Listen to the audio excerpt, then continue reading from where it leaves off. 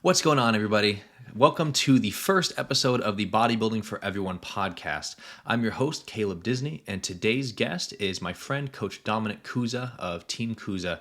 Now, this is my first time recording a podcast, and unfortunately, I did not set up my microphone properly for the interview, and so my audio is a little bit on the staticky side. That said, this has been corrected for all future interviews and will not be a problem again. So I hope you enjoy the episode. I'm glad you're here, and without further ado, here's Dom Kuza. Dom, thanks for being on. Of course, man. Thank you for having me. Okay, so just to get into this, you recently had a pretty successful weekend at Nationals. Congratulations. Thank you. How many national shows have you coached into now? Oh, man. Let's see. I took my first group of guys to junior nationals in 2018, which was ironically my first year of coaching. Okay, that's impressive. Yeah, I had two men's physique guys. One of the guys took second, and then the other guy did I want to say eighth or something like that. That was before first and second got cards. Okay. So we were close with that first guy. So 2018 junior. So I went junior nationals, and then I've been to Pittsburgh. I can't even count how many times now. Between masters, nationals, and North Americans. So I'd say probably over 10 at this point. Okay. Yeah. And so you've been consistently going to nationals every season since your rookie coaching year. Yeah. What was that like? Is that something that you expected when you first started coaching? No, absolutely not. I think a lot of it was in Michigan. I was like this new type of coach that nobody really had gotten exposed to before, because I had my science background and application that way. And I was young, right? I was 23, 22.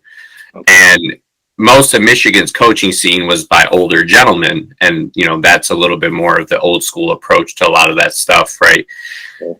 At one point there was a time where I heard one of them say, there's no science in bodybuilding. And that's why I was like, well, all right. That's why, So when I started getting more clients in Michigan and taking that approach and just doing how I knew how to coach, it changed a lot of the way a lot of these guys ended up looking.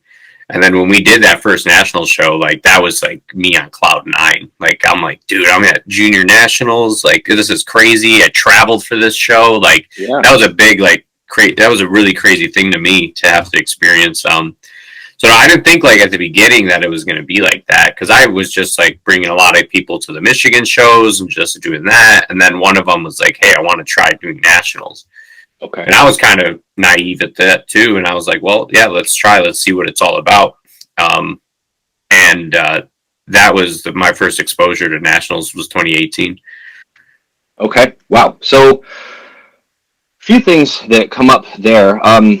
But so you'd been doing a lot of local shows prior to that, within that first year. How many shows did you do? Do you know off the top of your head within your first year as a coach? If you had all the local clients in that first year, probably about 6. Okay. So from what I've gathered from other coaches I've spoken with, that makes a big difference in that learning curve of, becoming an accomplished coach. Is the more, it's reps, right? The more people you can get into shows, the better, just because you have more chances to practice. So you also mentioned your educational background, and that is something that I had written out to touch on, but we can kind of segue over there right now. You have a master's in... exercise. It's exercise science with my focus was on muscle physiology. Very cool. Okay. So that... I never went on to get my any graduate degrees, but that would have been. It's still kind of on my radar. It's a little inkling that never fully goes away, and so I have a feeling someday I'm going to cave and go back and do that. But so I'm curious because there's some debate on that within the bodybuilding realm and coaching realm as a whole. Some people kind of like to discount the science, and science has come a long way as far as our ability to kind of really specifically target what we're trying to do in bodybuilding and track things and so on. What role would you say your higher education played in developing your skills as a coach? I would say couple things that it really helped me with was just understanding, like, because mine was really rooted in physio. So I was really focused on internal molecular, like that level of the body. Right.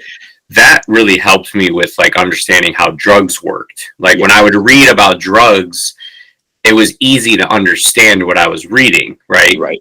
About agonists and antagonists, receptors, all those kind of things. It was easy to understand what was happening based on that. Sure. So you had like a visual framework for what was happening when you're learning about something, you could actually picture the 3-dimensional scale at which, you know, these agonists and antagonists are interacting with each other. Yeah, exactly. And it, you know, and then obviously all the I took like an advanced nutrition metabolism course, and that was really good to know, as far as like, you know, not just like the basic nutrition. It was really detailed in levels of like, you know, all the different GLUT isomers, right? Everyone knows just GLUT4, right? But there's so many more to understand. Like that helped me with like dumbing down, like how to carb somebody up, like things like that.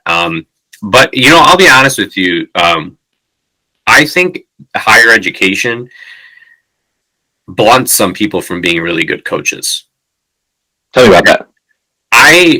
I'm in the camp of I know a lot of stuff, right? And I don't let it blind me from making more so like a bro decision when I'm coaching somebody. Because on paper, if we look at like, if we're just like strictly evidence-based and doing that, on paper, a lot of the things that we see working and being successful wouldn't make sense. Just because like the way research has these just confined windows that we can work in, right? Good luck getting an IRB approval for something that's extreme, right? It's not going to happen. But in our clientele day to day, we are working in pretty extremes that we don't have any research to really back, and we're going off of kind of like the what if situation. I think, you know, some of my friends, Matt Cusano is a good friend of mine, and he's more in the functional health department, but he says one thing: the smarter a coach is, the more they are their worst enemy, because they're hesitant to do things because they know what could be the bad outcome, or what could be, you know, that doesn't make sense. That shouldn't happen like that. Like those kind of situations happen a lot. And I've seen a lot of really brilliant coaches not put out the best athletes. And I think a lot of that is because they brush off the things that are a little bit more bro-y. And, you know, that's one thing that like me and Cam talk about. And Cam one time was like to me, you know so much stuff, but you don't let it blind you from making an experience-based call rather than it be a science-based call. So that's why, like, I get people that all the time ask me, like, how much did your masters help you, right? It helped me, but did it help me to the point where I can make these decisions really fast and really quick with, like, peaking somebody? I don't think it really helped me too much with stuff like that. Okay. So maybe more in the realm of, you know, you mentioned pharmacokinetics of drugs, and I'm sure some supplement science and things like that. But it was good to understand the foundational stuff and have a great grasp on it, to then have like that level of experience come in and start to dictate a little bit of how I was doing things. Okay, that makes perfect sense to me. Actually, I can totally see. Higher education is almost like it's a declaration that you know more than the average person and on a specific topic, right? Yeah. And I can see that leading people down a road of, well, I already know the right answer about this, that, and the other thing, and so I'm going to disregard other possible, you know, answers because you know this is the way it's supposed to be. But you know. Things don't actually happen in a vacuum within the human body, and like you said, research is really kind of hamstrung by getting approval for specific things and what you're actually able to measure and the actual populations you're able to measure. We're not testing things on bodybuilders for the most part, you know. Do you think it was worth it, or would you say after all this time the higher education was worth it now that you know coaching is your probably long-term career path? Yeah, I would have still probably done it. Okay. Not just because, like, and maybe it's just me, right? I feel like I have like a really low learning curve now, to where I'm presented something and I can just kind of grasp on pretty quickly to it. Yeah. And that might be because of school. And I think just those repetitions of going to class and doing all that helped me a lot with that kind of stuff. And two, I hate to say it, but it adds an accolade in the public's eye, right? It does. Now you have a master's, people listen, right? Now they're not sitting and like debating whether or not they should listen to you. And it does help with that, right? Even really big certs like CSCS, if you start talking about training, I'm listening, right? Like that's kind of where that's kind of like where I feel like a master's is good as both a business thing and also just knowledge based as well. I think a lot of the people paid attention to me in the beginning only because I had that. That makes a lot of sense too, because this is a very kind of niche realm and the public doesn't know a lot, you know, and it's hard to recognize a person who does know a lot versus someone who doesn't, especially now that people are starting to realize an impressive physique doesn't necessarily mean that you understand how to achieve that same result for other people, right? But you put that special title at the end of your name that is universally recognized, and people all of a sudden kind of have a way to, a light bulb goes off and they go, oh, I understand. I don't understand the topic, but I understand that he understands it because an accredited body that I put faith in, because, you know, that's what we do, has vouched for him. Okay, very cool. For the people I've asked who have higher degrees in coaching, that's a pretty consistently, I think everybody has said that they would, if they went back, they would do it over. And so that's good to know. All right, so I'll come back to the educational stuff later, but I wanted to get a little bit into prep questions and just coaching in general. In your opinion, what are some of the most valuable sources of information that you have leveraged to get to where you are today? So obviously we've talked about school and education there being one, but there are so many courses being offered today, so many valuable coaches offering one-on-one mentorships. I know you have a close personal circle of coaches who you guys all bounce ideas off of. What are some of those sources of information, and you know, what do you think has been the most valuable for you? So to start with everything in the beginning of like coaching, Eric Helm's Nutrition Pyramid book was what introduced me to how to diet design and everything like that. That was the first piece of like coaching literature I ever read. And it was really well put together on how to like calculate macros and get started and when to make adjustments, how to do that. That's still to this day the first book I send to people when they ask me like, what should I read if I want to get into coaching? And I send them Eric Helm's Nutrition Pyramid book.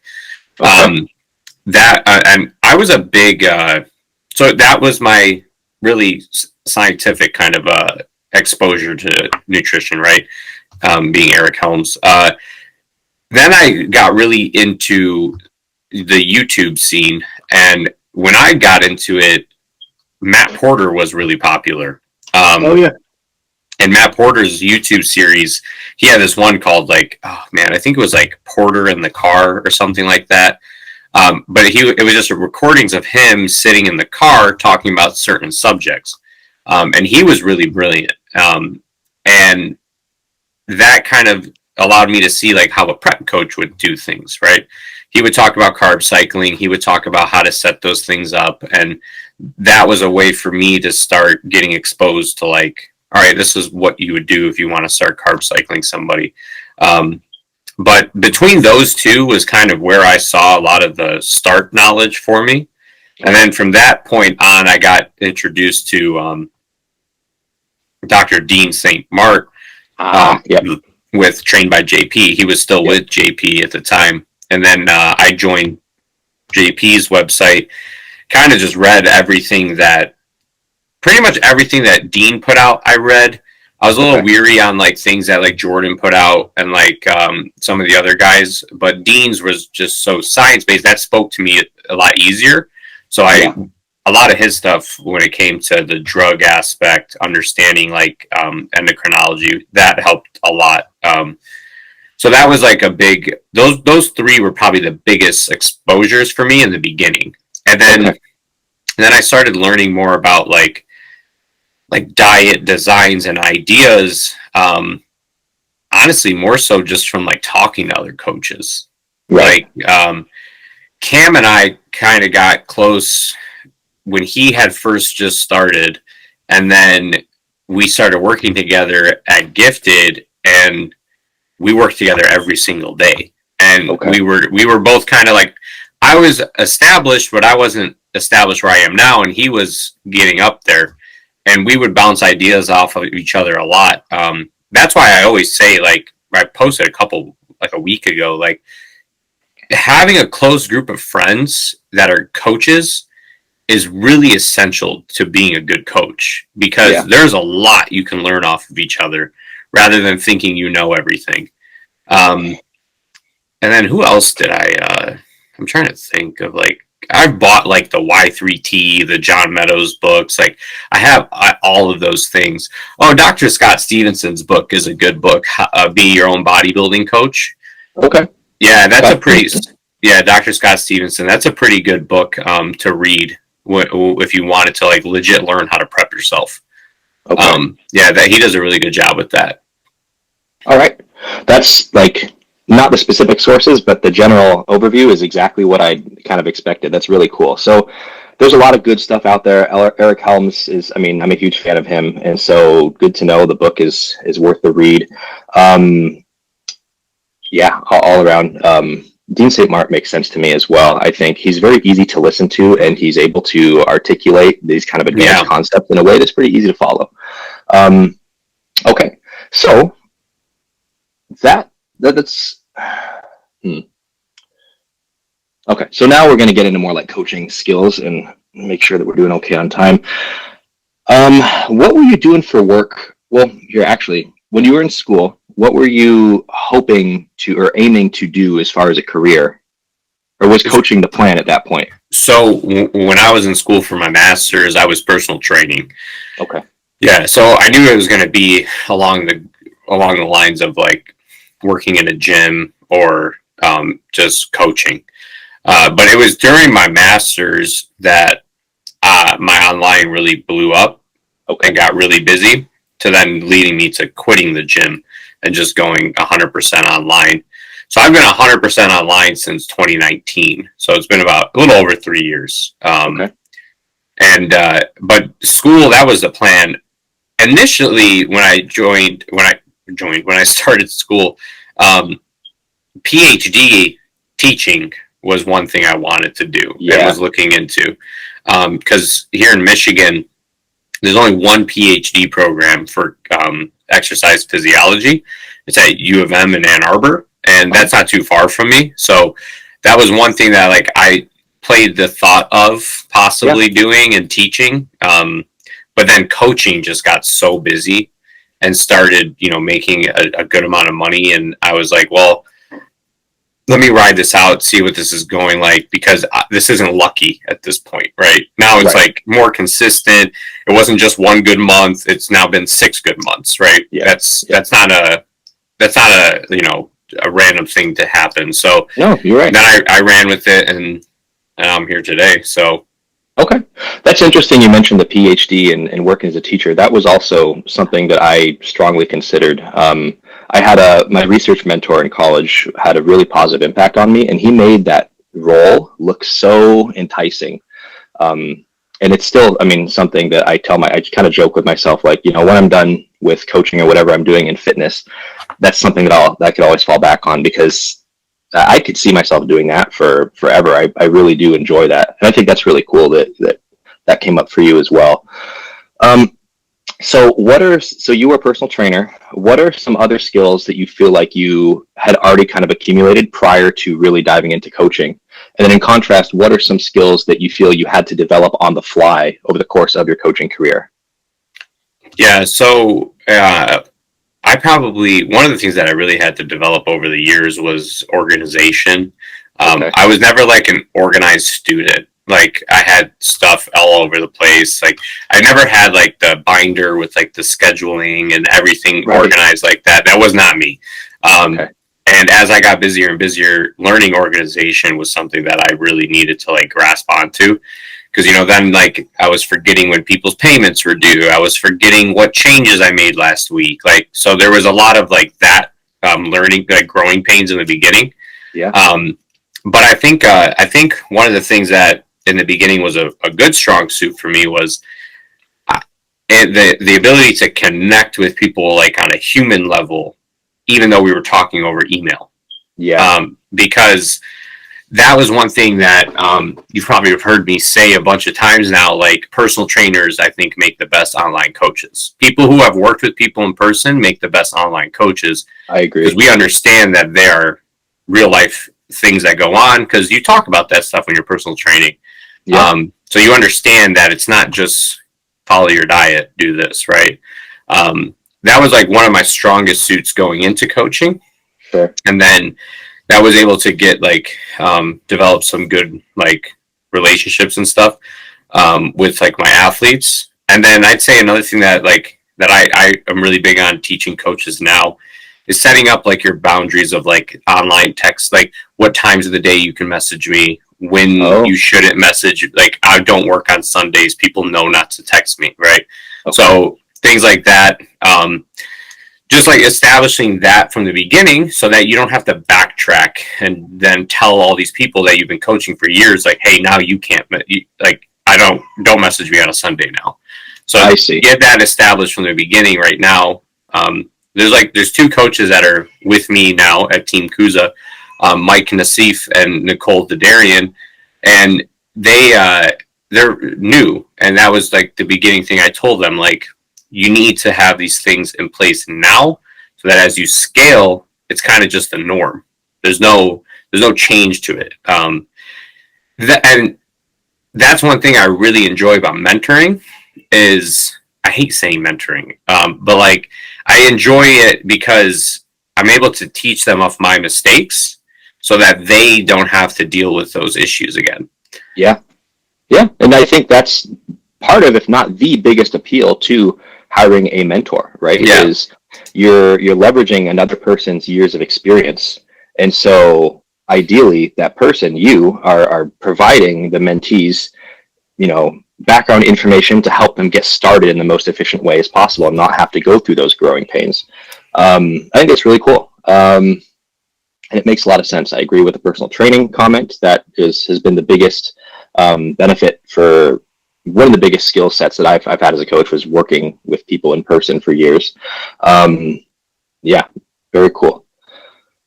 All right, so getting into the nitty gritty of contest prep a little bit, when you are evaluating a new athlete who comes to you and says, hey, I want to eventually get into a contest prep, what are some of the first things you look at? And how might that differ from, I know there may not be a lot of difference, but how might that differ from more of a just general lifestyle client? So if they're pretty fresh and like want to compete, I'm pretty brutally honest with their needs analysis. Like, your physique needs XYZ. This is going to take a year or two. Just because I don't want to paint a picture of like unrealistic like timelines. I just had somebody like yesterday actually say they were thinking about competing. Which always happens. Like, after like my clients do really well, all of a sudden like, people are like, "Hey, I think I want to try this," right? Yeah. But I told them, I said, you probably need a year or two of actual growth before you would be competitive, right? We're not doing this because it's a bucket list thing. Yeah. We're doing this because we actually want to do it. And he was receptive of it. Sorry to interrupt. That's actually an interesting point. So, for a lot of coaches, especially when you get started, you are getting mostly athletes who it's a bucket list thing. Yeah. Right? Because the people who are really competitive are wanting to work with established coaches. Yeah. Then it sounds like that's changed over time to where you're not really looking to take on anybody except for those. No, I don't really take on fresh new clients anymore. Okay. Like first time competitors, very rare for me to take on right now, unless it's somebody that's like, unless it's somebody who's really like looking to now make this a career thing. Like, I had a few first time competitors compete a couple weeks ago here in Michigan, but both of them are looking to take this to the next step, right? The next level. So those are the types that I'll work with, but I don't really work with, hey, I want to try to compete. That's the verbiage right there is, hey, here's another coach you can work with. Okay. Because I my roster now has grown to where we're doing more national and pro shows than we are local regional shows. So sure. I want to kind of keep that camp like that, right? There's a certain level that we're kind of expected to hold at now. And I don't want to spread myself too thin to where maybe now the first timer, doesn't get as much, detail and attention, just because I have so many of these people, right? That's why I have Mike Nassif on the team, right? Okay. He can work, he's a newer coach, he can work with first time athletes. I oversee everything he does. I've mentored him for the last year. So that's a good place for like those people to start at. And that's just how we've kind of been doing things now. And it's been working really successfully. So, yeah. And it's nothing to say bad about first time competitors or anything like that, or bucket list competitors. Like that's a huge feat, right? Not many people will ever do it. No, but it's where my energy needs to be spent for these pros now and these national competitors now. Yeah, well, you have a skill set that's more specified. It's a higher tier, and so it makes sense to, especially since you've now, I don't know how recently you took on the coaches under you. I think that was a fairly recent thing, like this last year. Especially if you are actively feeding applications for lifestyle and first-time competitors to them, and then playing an active role and overseeing that as well, which I think is key. I don't think all coaches who have coaches under them are doing that, and I think that's a mistake, because now you have this system in place that it's a funnel's not the right word, but you're keeping all the applications you get, just you're partitioning out, you're putting athletes where they're going to be best served, and at the same time helping build the skill set of your coaches. Yeah, and I think that's proper leadership skills, in my opinion. I tell my coaches that you don't work for me, you work with me, right? When you refer to talking to people about working at Team Kuza, you say things with us. You don't say for or him. Okay. Or me, right? I want them to say things like they work with me, they work alongside me, right? They don't work under me, they don't work for me. That's kind of like, that was a verbiage thing that we talked about before, that I wanted to make sure that they were pretty clear on, because let my name carry maybe why somebody signs up with you. Like, that's fine. That's no issue, right? If you have to leverage saying Dom will watch over everything, that's cool. I don't care about that. But they're relatively new. Gifted, when I was still there, we started an assistant coaching mentorship program. I remember that vaguely. Yeah, we had like 65 applicants, but we picked 3 of them. 2 of them, Mike is an old client of mine, Nicole, somebody that lives around here. She's about to be a registered dietitian.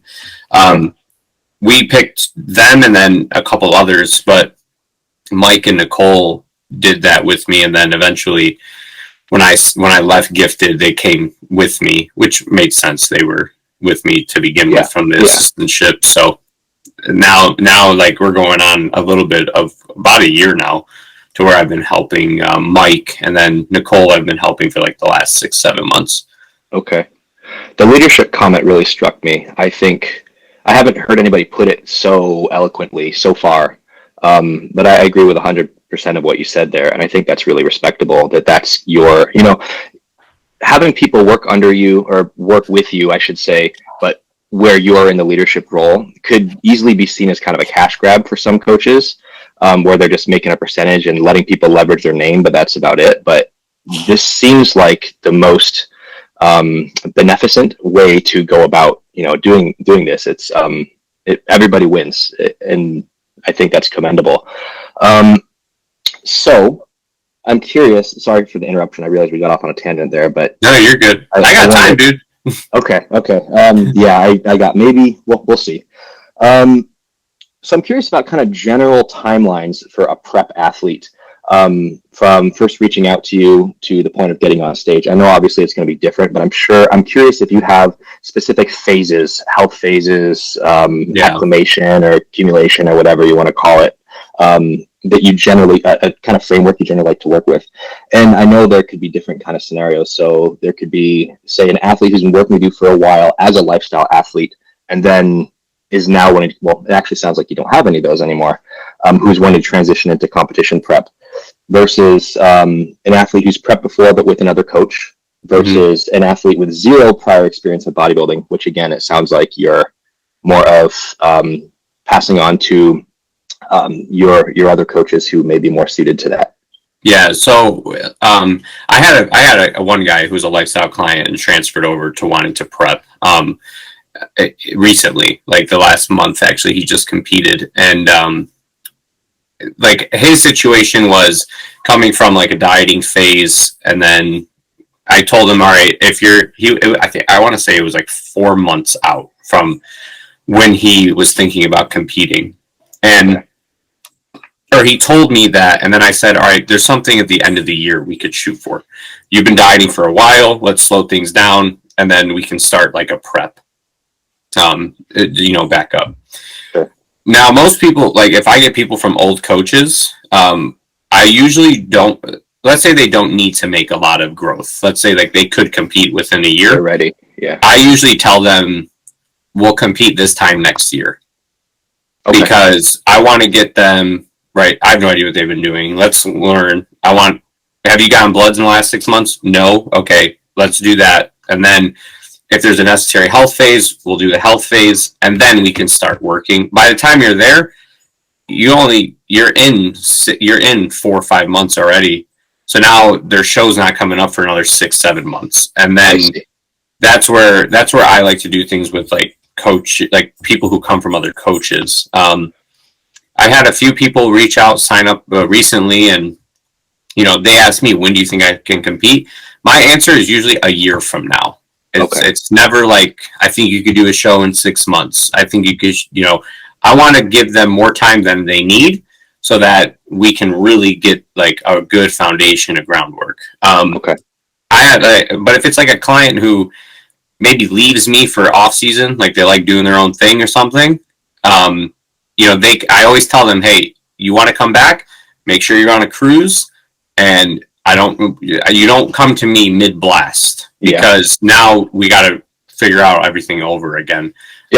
So that's like, with those kind of people, that's kind of like how I leave them on. Like, I know you like doing your own thing, I'll give you advice on what kind of cycle to do, whatever, but when you come back to me, make sure you're on a cruise. Don't be on a blast. Good. Is that not something you find disruptive to your overall kind of long-term goals? Oh, for sure. But I get it. I mean, a lot of it is probably money related too, where they just like can't not justify, but maybe just can't afford paying that. Because I don't charge different for off-season or prep. It's the same. Because I believe an athlete should be kind of in prep all year round. No, but I think a lot of it is financial. And it definitely does it does disrupt a lot, because, we could have made probably way more changes if you did the off season with me, but we're on top of things with you weekly. But I'm not gonna, shame somebody to not working with me again if that's the reason why. So I let it go, and I don't really care, and they can come back to me whenever they're ready for prep. Okay.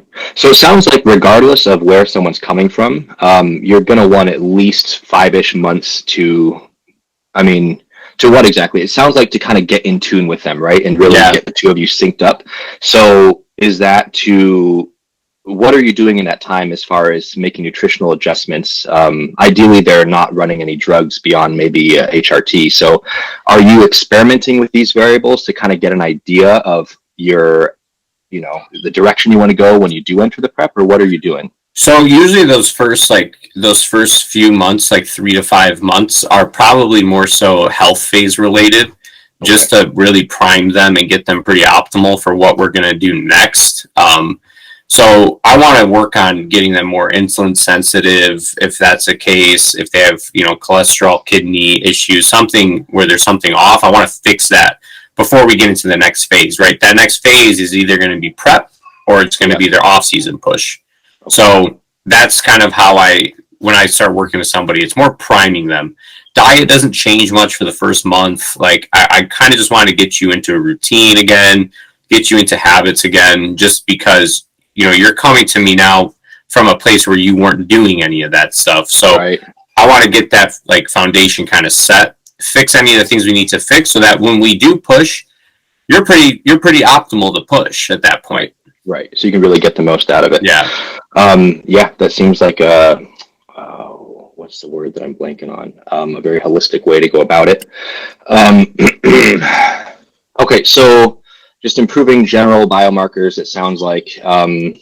Now, this is, for the most part, most of what you described is a lot more like habit building, it sounds like. You're probably helping people with their, manage their stress perception and start engaging in habits or building habits to help improve, you know, their stress response, maybe fixing things like their eating window or whatever you need to do to help improve these markers like insulin sensitivity, etc.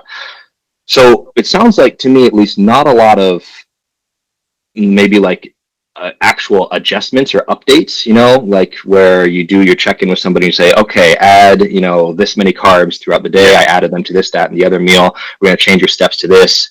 Good luck. Let me know if you have any questions. But more of like, I don't even know like, how are things feeling? How's your training going? Are you feeling pumps? Trying to get a little bit more engaged so that I kind of learn them a little bit more. So going through I'm sure you have like a questionnaire they fill out weekly. Now, so is this I'm curious what this process is looking like as far as your communication with the clients during this phase. Are these like phone calls or are these long, elaborate emails? How are you conveying these things to people, especially since so much back and forth is probably required? You're good. So athlete wise, it's all over WhatsApp, which is going to be a mix of texting and voice memos. So with that, and then my questionnaire is pretty detailed. And even during these phases or these portions of coaching, they're checking in weekly. So, you know, they might have a calorie bump or an adjustment to that, but I'm not really killing them with like cardio or doing any of that stuff now. Ideally, what a perfect phase like this would look like is a point where we fix the health markers, we build calories up to a good point, and we're ready to go at the end of it all. So that calories are at a nice spot. You're not run down with cardio and training. You know, they're still training, right? There's no restrictions on that, but their cardio is not high. Their calories are high. Their body's primed to start pushing. And that's kind of what I'm looking to get out of that first beginning phase with them, right? And even trying to teach them like little things like stress auto-regulation, right? You got a busy day at work, and if you're going to miss the gym because you have to meal prep, that's okay. Like teaching them how to like navigate situations, because when prep comes and those situations arise, I want them to be mentally prepared to be like, all right, like these are what I need to do. I've done this before and I'll be okay. Right? Nothing's bad is going to happen out of this. Very cool. Okay.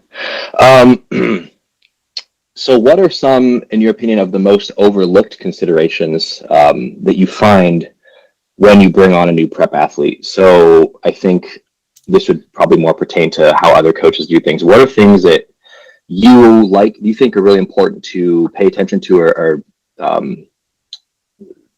pay attention to when starting out with somebody that you think gets missed, either traditionally and is starting to get better across the industry, or still commonly missed? I think I don't think it has anything to do with other coaches. I think it just has to do with the athlete themselves. One of the things that I think a lot of people need to be better about, and one thing that I always kind of talk to clients about, is their check-ins and the detail that they give me in their check-ins. And I'm not asking for a 6-paragraph diagnosis of how your week went, but you can see the difference of the athletes who are really in tune with what's going on with their body every single day and their training and the way they feel and everything, versus the ones that kind of are not caring almost, where they aren't that, they don't have that perception of themselves at that point yet. And I think that's something that, like, as a coach, you can kind of teach, right? You need to be more aware about X, Y, Z. You know, when you don't just reply that digestion is good, right? There's no way your digestion is just good. You know, tell me what you're feeling throughout the week. I need to know these things so that I can make a better like biofeedback adjustment for you. I think that's probably one of the things that is the most important when it comes to really dialing in an athlete, is that feedback that they're able to provide you. Like what I started doing was I stopped saying like things like, how was sleep, right? I ask the specific questions now. Are you having trouble sleeping? Question mark. How many hours yes or are no? you sleeping? How many hours are you sleeping? Question mark, right? Make the question so direct so that when they answer, it's a simple yes or no. They can't mess it up. Okay. And it might be more annoying, right? They have more stuff to fill out, but we get a ton more data that we've probably been missing on when we ask, like, how was digestion this week? Yeah, I totally agree. Okay, so just detail in data recording, and are there specific metrics, or not metrics? Are there specific things that you like to measure or track that you think commonly get missed? No, probably not commonly get missed. I'm not too analytical with my measurements. We're doing weights every day. Yep. We're doing steps every day. We're doing cardio cals. Yep. We're doing. I love log books because I can see. And then I don't even really do too many circumference measurements, which probably sounds pretty crazy, but I just feel like the human error with those is so high sometimes that I just kind of got rid of them. That's my gripe too. Yeah. My solution has been maybe just individual one, like a few that are really, really hard to mess up, like waist circumference. Yeah. But like the chest measurement is really easy, different. Like personally, Cam has me doing like 2 inches above the navel, around the navel, 2 inches below the navel. I'm like, there's like such a small difference, Yeah. And I feel I like think the human error is just horrible. I feel like I mess up half the time. I don't know if I trust my own numbers there. Okay. Are you doing things like fasting blood glucose on a regular basis? Not on a regular basis. I usually don't. So blood pressure is 3 days a week. Okay. Blood pressure is 3 days a week on blast.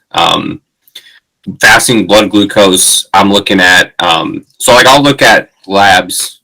If I start seeing a climbing A1C, if I start seeing a climbing fasting insulin, then I'll say, all right, let's start testing your blood sugar a couple times a week. If they're in a dieting phase, I usually don't have them track it, just because their insulin sensitivity ideally should be pretty good. Yeah. So I don't really have them tracking that, but usually during big food pushes, once somebody's getting to the point where like they're having trouble eating, that's when I'll say like, all right, let's start tracking your blood sugar, right? If they come to me and they're in the middle of the off season and they say things like, I'm not getting the best pumps anymore. All right, let's start tracking your blood sugar. So it's not something that I just like start with. It's something that I use as a tool later. When you see it's called for based on the data. Yep. Okay. Very cool. And I think sometimes if we throw too many things at them to track, they just get like way too like all over the place. It's overwhelming. Yeah. They think they're signing up for old school, like, chicken and rice meal plan with like a couple sentences from your coach as an update, which is warranted sometimes, but it sounds like not usually. And then you throw the whole kitchen sink at them. Awesome. Okay. Last question on coaching. I think this will be a quick one, because we may have already answered this. What, in your opinion, are the biggest knowledge and skill gaps that you see within the coaching industry today? Oh, wow. I know. That's a big one. Drug knowledge is really poor. Okay. Drug knowledge is still a very poor, very, very poor, especially on the women's end. I work with a lot of women's physique now. And what they're coming to me with that they've been doing is something that I'm like shocked that people are still doing. So the drug knowledge is still very poor. Diuretic knowledge is still very in the garbage, which is kind of mind blowing to me because like there's so many good posts now out there. Alex Keekle wrote a fucking book on diuretics. Like you could just read the damn thing and you would know how to do everything. And then I think also too, another big one is people are still like over elaborately treating peak weeks and doing that. Like the whole peak week approach is still, it's crazy that we still sit here and talk about this all the time. We're like, you don't need to be doing these crazy things, but like there's still a lot of coaches who do that crazy stuff all the time. That ties into diuretics a lot. Digestion, timing, like coaches telling people to eat rice cakes 10 seconds before they get on stage. Right. Stuff like that it's still mind blowing to me that there's like, that's still going on. But I say those are probably some of the biggest knowledge gaps as far as like I see in coaching, that are probably the worst ones to have happen. Like the most detrimental to the outcome of the athlete. It's a lot of it is drug related. You know, and then the digestion thing is like, if you're telling people how to eat and what to eat and how to do these things, you should understand like basics about gastric emptying, you know? So like that's a big thing that so you presented, I think, 3 issues there. Drug knowledge, especially around women, but in general, well, diuretics, I'm going to lump into peak week. And then, basic nutrition, digestion, and digestive processes and timing. What, just rapid fire, what would your solution to remedying that lack of knowledge be from, you know, is there I mean, you it takes, cycle, for digestion, it takes 2 to 6 hours to gastric empty, right? So my last meal. I'm sorry, I didn't. This is fine. I'll take this, but I ment, where can people go and learn for themselves? What are sources, educational sources you vouch for? I'll take the answers too. That's fine. So for the drug knowledge and for all the drug stuff, diuretic stuff, go read Alex Keekel's books. Go sign up for Team Evil GSP. Like go look at Broderick's stuff. Even join Trained by JP's website. He's got a ton of stuff on there. Was Dean's stuff removed from there? No, it's still up there. Okay, cool. Yeah, it's still up there. So that's those are 3 great sources for that stuff. Okay. And then for like digestive stuff to learn, honest to God, a simple YouTube video explaining digestion timing to you is something that is more than simple enough to understand. Like eating 10 minutes before stage isn't going to do anything. Right. My first preps were in college, and so I'd already taken, you know, basic physio and some more advanced physio and stuff. And I remember when a coach, it was a more old school coach, had me doing that. My rationale for it was, well, he doesn't know what time I'm going to go on stage, so he just wants me doing this every, you know, predetermined number of minutes just in case, right? But then the result is that I'm freaking out. I'm being neurotic about it, and like, oh wait, we're on stage in 7 minutes. Well, the timer's up in 2 minutes, so I got to hurry up and put this fucking almond butter on my rice cakes and then start pumping up. So like Joey, for example, is a super heavy. We're at nationals. I'm looking at the clock, looking at who's on stage, and I was like, all right, he's about 2 hours out. And I'm like, all right, Joey, if you're gonna eat, this is your last chance to eat. Because we're not really gonna see what this meal is gonna do to you until you're, you know, on stage at this point. So that's kind of how I always look at it. Like if I'm going to feed a dude like before stage, it needs to be 2 to 3 hours before they get on stage. So that leads me to 2 interesting questions of that. And sorry for dragging this one out so long. So I imagine he's eating whole food at that point, right? You know, so like rice and some kind of protein. And then, I mean, I'm sure everything else. So, but like actual foods. Now, if you have somebody who you feel like still needs, filling out is not the right, because filling out's not the right word, right? But just like you trying to continually change water balance before they get on stage, and now that 2 hour window is passed, are you utilizing some kind of like liquid carbs, something that can absorb through? Yeah, I'll do either liquid carbs, diabetic glucose tabs. Yeah. Even sweet tarts because they're pure dextrose. And then warm water, not cold water, because water has to come to a certain temperature before it can finish being fully absorbed. That's why when you drink really cold water, you feel it just sitting in your stomach or in your GI. That is a good point. And I've never heard somebody mention that before. is that specifically absorption within the small intestine, or is that like to be able to get out of your stomach into the intestine to begin with? A little bit of both. Okay. Yeah. So that water needs to reach. Broderick explained it to me like this: that the water needs to reach core body temperature before it can be fully absorbed in your large intestine. So, perfect. And then the warm can make it gastric empty a little bit quicker. Okay. So I always do room temp, or sometimes they even have like the little spouts that put out the hot water, and I'll give them a little bit of that. And then salt, right? So yes. I think those are the three things that you can use.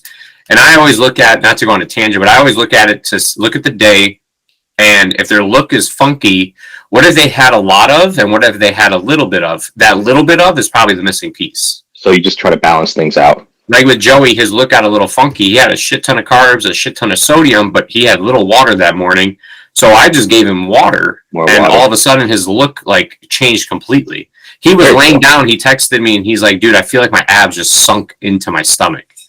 Like he said, all of a sudden I felt so tight. And I was like, well, it's the missing variable at that point. Yeah. That's a really interesting approach too, because there's still a lot of protocols for, getting onto the stage where people are overly restrictive of one of those variables. People are just taking sips of water, or people still cut their sodium, and then take are doing all these things that drastically elevate your aldosterone. Dude, peaking is the easiest thing if you have a record of every variable. Yeah. Yeah. And you know how me and Cam work, where we're tracking it all. Yes.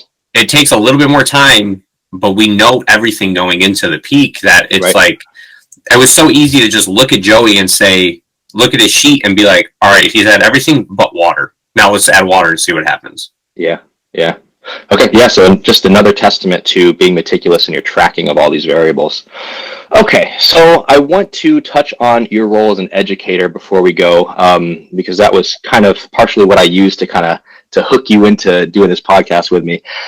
You are doing mentorships. We've talked about that a little bit. And I think we've touched on, I would imagine your approach with your coaches, the coaches who work with you, for you. I'd imagine that's probably a pretty accurate representation of your philosophy as a mentor. Yeah. But also, you've started putting out actual educational courses. Tell me a little bit about those courses. What do they cover? How did that even start? So the course was a Enhancing Responsibly course. Yes. It's actually removed now. It's no longer something you could sign up for. Just because it didn't get finished completely, because some of the people on the project left, and we didn't get a chance to finish it. It kind of got thrown into my lap as like, finish it, and I was like, I can't. There's no way. So it was a course that was pretty well put together about the history of anabolics, introducing you to the physiology of like testosterone, estrogen, DHT, like really getting you to kind of groundwork, then leading into like how to monitor your health and your blood work, and then getting into cycle design, whether you want to do blast cruising, PCT, things like that. And then another one that was on just generalized side effects to look out for, things that will happen. How do we fix those things? And then I started working on the rest of the modules, which was the next one was thyroid and application of thyroid hormone, things like that. But that course unfortunately didn't get finished. I worked on a majority of it, but it didn't end up getting finished. But now in my mentorship is different than probably most. It's not a call. It's a legit curriculum where we have a lecture every week. Unless I have an option to be full-time or part-time. There's a lecture included, and we talk on a certain topic, but my topics kind of build on each other, right? The first one is very advanced nutrition. Then the next one is digestion. Then the next one is, and then they just kind of stack and build all the way up. But it's a full-on curriculum where I'm educating, teaching throughout the whole thing. And now that the course is done, I'm going to be adding PEDs to it because I didn't want, that was a conflict of interest, right? Right. So now the course is done. most of the work is my IP. So I'm just going to kind of work with that now as far as something I'm going to be adding to the mentorship. Very cool. Okay. And so how many people are you mentoring right now, or do you have a kind of cap that you're trying to reach? So I'm at my cap as far as like time right now, just because they are 1 hour calls weekly. So with each individual? With each individual, yep. Okay. So I am pretty much at my cap right now, which I believe is 11 people. So we have, everyone's on a different week at this point, and they're all learning different things, but I'll probably start to open some up as people finish and, continue on. But that's probably where I want to cap it at, because it is a lot of work, especially with me sitting and actually having to talk. And, it's not like a pre-recorded lecture or anything like that. Yeah. Okay. Well, that's cool. It's more organic, and that way it's more tailored to each individual, right? Let's see. Sorry, this question got jumbled with the one before it. What, as far as skill sets required, what similarities do you see between coaching athletes and now basically coaching coaches? And what are, if any, skills that you, again, like the coaching question at the beginning, skills you've had to kind of learn on the fly to be able to deliver on this mentorship position you're in? Yeah. One thing that I had to learn, I wouldn't say it was through the mentorship, but it was even through working with people, was dumbing down what I knew to a level that they could kind of grasp onto pretty well. I will say one of the most positive feedbacks I do get from the mentees is that I'm able to deliver knowledge so clearly that they're able to understand it. Easily digestible. Very easily digestible. And that was something in the beginning of working with mentees that I had to kind of get used to, right? Everyone, and because everyone is different, right? Everyone has this experience level of knowledge at a different level.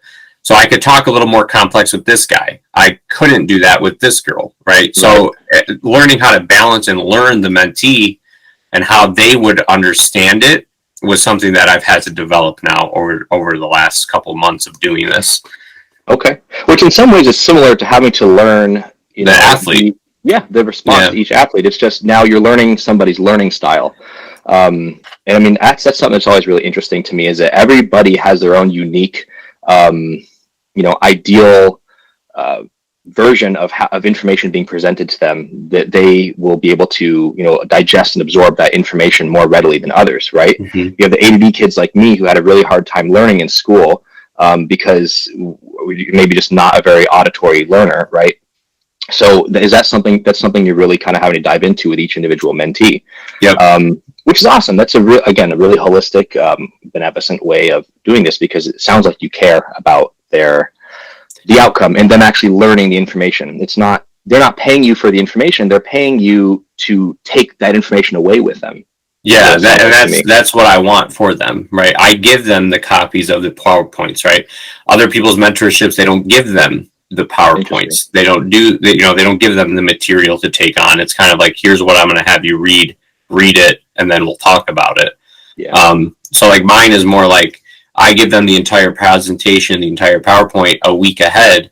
They get time to read, skim through it. Then we sit on a call for an hour, me explaining that whole thing to them, broken down, and then whatever time's left over, we can talk a little bit more. Some calls, like the actual content is like a half hour. The next half hour is kind of like maybe teaching them some business things, maybe teaching them some, aspects of where I think they could be doing better with their coaching, or, bring me a problem client and we'll work half the time with them and half the time with your content for the week. Very cool. Okay. So it even goes as far as like marketing using social media and content generation. That's awesome. One thing that I'm interested in is, for me in school, testing was actually very useful for me. It wasn't originally, but I learned how to make it useful because it was essentially a way for me to demonstrate my mastery of the knowledge, right? And then in that same note, things like homework assignments and labs and such, which were originally really tedious, I changed how I perceived them and started looking at them. This is repetition. This is me practicing the information. I can fail as many times as I need to so that I can absorb the info. I'm curious if your mentorship has, or if you've ever thought about including some kind of, I mean, there's the reading is one form of repetition, the discussion is another form, but do you have anything in place that allows them to practice? So with specifically with when we talk, there's weeks where we talk about diet design, diet manipulations, and then training design. I give them make-believe people and ask them, make me a meal plan with these issues, right? That's awesome. This time constraint that this guy has at work, make me a meal plan for that. This guy only has these pieces of equipment, make me a training design for that. Because they've really enjoyed the repetitions of doing those things because it's getting them a lot better at it. Okay. And then even like little topics where we talk about things that kind of piggyback off each other, I'll stop and be like, what does the pancreas do again? Yeah. What does it do in this situation? And then they kind of will be like, and then I'll them to use recall. Yep. Good. That's awesome, dude. How much, this is a 3-month curriculum, correct? Honestly, it's way longer than that now because of how much stuff I've added to it. But I expect you'll get through most of it in 3 months. Okay. If you do a weekly call with me, you'll get most of it done in 3 months. And so when you have people sign up, how are they paying? Are they paying for, because it sounds like the amount of time they commit to it can be very variable. Mm-hmm. So are you paying for completion of the course, or are you paying for time spent? No, I let them just pay monthly. Okay. So month to month they pay, and if they, because at the end of the day, they know that if they don't finish, they're stopping where they're stopping, right? Maybe there's a topic in week 10 they really want to get to. Yeah. But they're not, but the design of the course is to build off of each lecture so that you're starting from the ground up, right? We're not starting with complex first. We're starting with bare bones first. Right. That way they're just building, and a lot of it's refresher. I've gotten it so many times where like, damn, I haven't talked about this or learned this in so long. And it's just nice to be refreshed in it now. I can totally see that. I bet I'd feel the same way. Do you mind asking or answering what you charge for the mentorship? Yeah, so a weekly call, full-time mentorship. So 4 lectures a month is $600 a month. Okay. And then the part-time is $300. It's just 2 lectures a month. Yep. So 2 part-time calls, or 2 calls a month. Okay. Yeah, that seems very fair. I mean, I've been told it's extremely cheap. Yeah, compared to people like, who am I thinking of? I mean, I know Matt has some, the Body Tech has some kind of mentorship, I believe. Austin Stout as well are the 2 most functional guys that come to mind. Very cool. Okay, so I think. Sorry to piggyback you. No, you're good. I think with mine, mine's a lot different because it's not. Everyone's really familiar with functional mentorships. Well, with the term, at least. Yeah, with the term, yeah. So a lot of what I've been doing with these people, because I have some mentees from them, who now signed up for this, and there's a lot of things that they never talked about, and that was what I wanted to do, because I know a lot of functional health stuff, but I don't consider myself a functional health expert. So I'm not going to teach that much stuff on that. So that's just something that I like to tell people so that they know, you're not just going to learn functional health stuff. You're going to learn a lot of just coaching things too. Okay. That makes a lot of sense. And that's interesting perspective. I had a thought on that, but it's gone now. Very cool. I don't want to take too much more of your time. I really appreciate you answering all these questions. Where can people find you if they want to reach out to you? Are you accepting new athletes right now? Yeah, yep. I'm accepting new athletes. My Instagram is _Dom Kuza. Okay. We'll link that. You're not on other platforms, YouTube, Facebook, anything like that? I'm on Facebook. It's just Dominic Kuza. And then no YouTube. Okay. No, just plain old Instagram. Yeah, that seems to be the common theme. Although more people are branching out to YouTube, it's just a very different method of delivery. Yeah. And you said your roster for mentees is currently full. Do you have a estimated timeline or periods of the year where you tend to open that up for people, or is that really? I'm going to open up spots for the new year. Just because this month I want to focus on getting my other coaches a bit more busier, and helping them grow. Now because I had to take over this overseeing role. having to do all the back end stuff now because I'm on my own, having to do all the billing. So I want to take this month to kind of slow down my on-take, let them get busier. Do the back end stuff. Yeah, and build get a business. nice rhythm for the business on the back end, and then go into the new year. Good, which is a responsible way to go about it. I mean, that's going to ultimately allow you to scale much more smoothly once all that stuff is taken care of. All right, man. Well, it's been a pleasure. We'll link Dominic's information below. And that's all I got for you. Thanks, man. Thanks for having me.